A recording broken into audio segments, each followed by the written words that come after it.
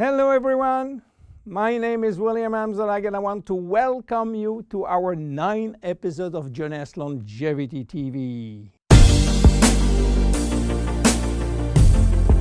Jeunesse, we are redefining youth.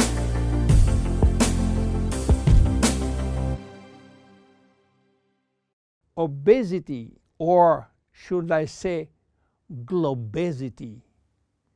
Today, obesity is a worldwide epidemic disease. There is an outrageous eruption of a worldwide obesity even in the countries where not so long ago famine was the #1 health issue. The fatness of the world is changing rapidly, and this is very disturbing because it's going out of proportion and nobody can get any control of this new epidemic.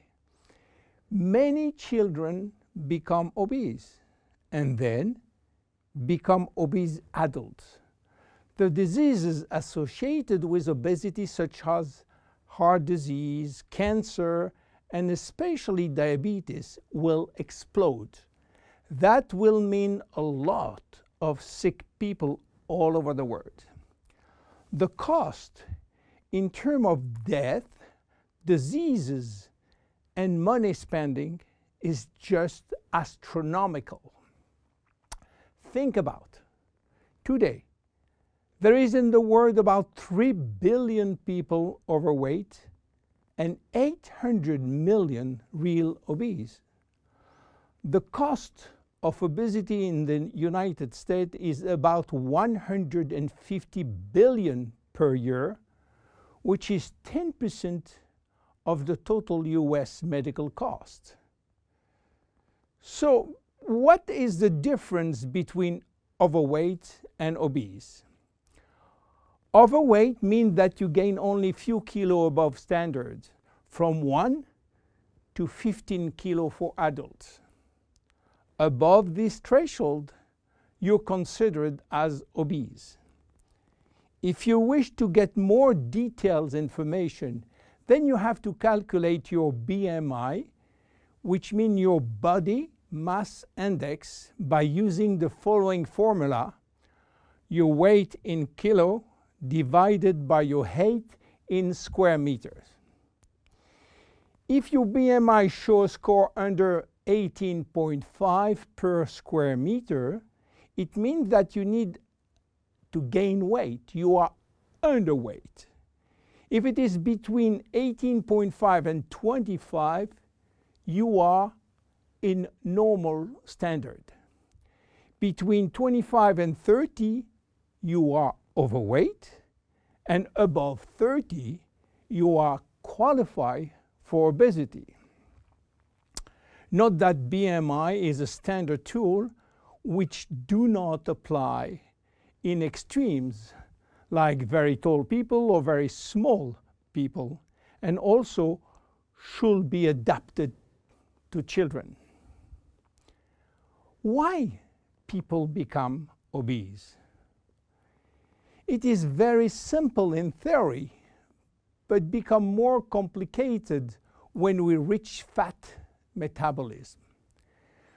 We are gaining weight or fat when we eat more than we spend in terms of calorie, or when we spend less than we eat in terms of calorie.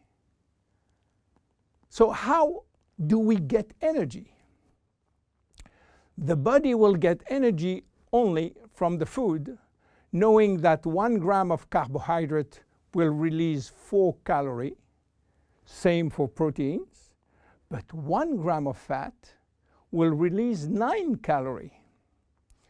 So all depend on how much you eat and what kind of food you eat. If the food is rich in fat or in protein or in sugars. Now, how do we spend energy? There are 3 ways to spend energy. The first one is what we call basal metabolism, which is the necessary energy required to get our body working and all our million of chemical reaction working and working properly. This requires approximately 1 calorie per kilo and per hour. So if you weigh 60 kilo, you will spend in 24 hours 60 multiplied by 24 equal 1,440 calories per day. And this is good news because you have no control on that. The second spending is the necessary energy to fight against heat or cold. And these depend on the environment and the way that you are protected against heat or cold. It is called thermogenesis. And again, you have little control on that. The third one is the energy required to move your body, and that is entirely up to you. This is to say that physical activity is the only controllable way to spend energy. We will see later that this very simple way of gaining or losing weight is influenced by many, many other factors, and especially the control of fat metabolism by a sophisticated group of hormones. So why such epidemic? To understand, we have to go back 20,000 years ago. As surprising that it can be, our genes have not changed for the last 20,000 years. At this time, life for humans was quite difficult. In fact, life was based on food availability, and food was really available only during spring and summer. The rest of the time, no food, almost famine. Our genes has to adapt and to work in accordance with this alternance of abundance and famine, and they create a kind of energy storage. The fat cell was born. This cell has the capacity to store all kinds of energy derived from fat, from carbohydrates, and even proteins. It can increase 50-fold its size and retain energy in the form of triglycerides. Because of uncertainty of food availability, our genes were oriented toward the saving mode, which means that every time we eat, all the energy coming from the food was oriented in the storage facility. What happened 20,000 years later? Our genes are still oriented towards saving mode, but there is no more famine. On the contrary, the new society offers an extreme abundance of food rich in calories, and that all over the year. And guess what happened? Everything is going first in storage. And once in storage, it is very difficult to get out. You understand now why it is very difficult today not to gain weight or fat. But there is another factor. 20,000 years ago, in order to bring food at home, men were hunting, fishing, or climbing trees to get fruits. And that was a huge energy spending mode. Today, with the new technology created for lifting heavy items or escalator or elevator, we reduce drastically our energy spending. You understand now why it is so easy to gain weight or fat.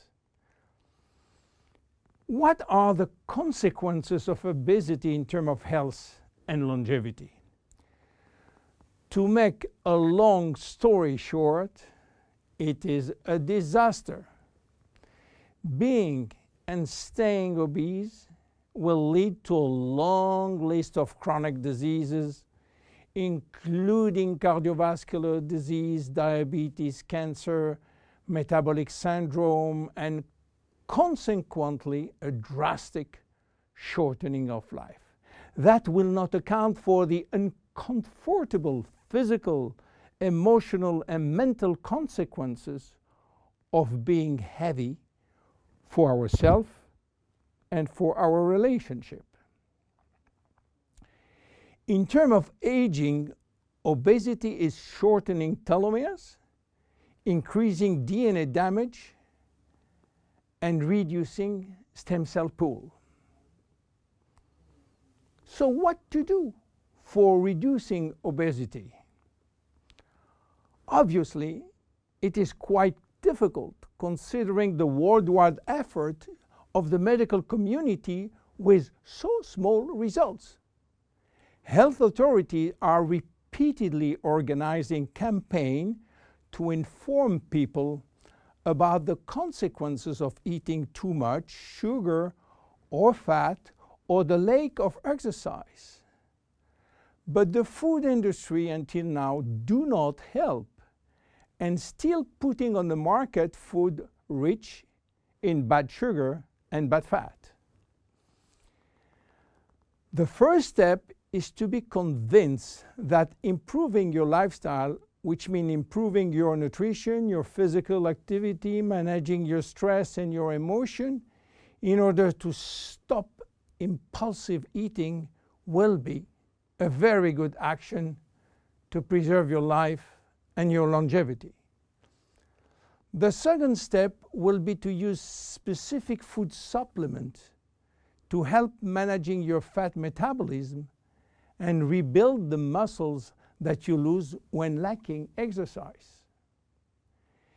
This is why Jeunesse decided to create a new line of product specially designed to counteract craving, to help fat metabolism, and to reduce muscle loss. Be with us in our next episode dedicated to the Zen Body line. My name is William Amzalag, and I will see you on our next episode. Thank you.